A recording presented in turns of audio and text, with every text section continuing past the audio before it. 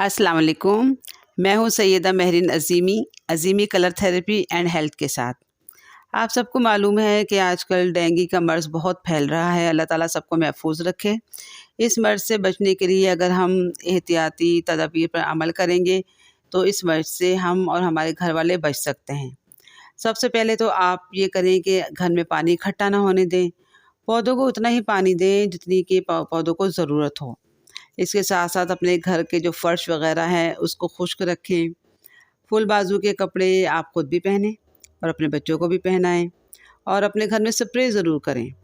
اس کے ساتھ ساتھ گھر میں اگر آپ لوبان کی دھونی دیں گے تو اس سے بھی جتنے بھی جرمز اور مچھر ہیں وہ ختم ہو جائیں گے۔ اور اس کے ساتھ ساتھ اگر خدا نخواستہ کسی کو ڈینگی ہو جائے تو اس مریض کو آپ نے بہت زیادہ آرام کروانا ہے۔ پانی اور جوسز کا استعمال ضرور کروائیں۔ اسے انار کا، سیب اور موسمی کا جوس جو ہے اور ناریل پانی، یہ اس کے لیے بہت بیسٹ ہے، وہ ضرور دیں۔ اس کے ساتھ ساتھ سبزیوں کا سوپ دیں اور دار چینی کا قہوہ ضرور پلائیں۔ اس سے جو ڈینگی کا مریض ہے وہ بہت جلدی ٹھیک ہو جائے گا۔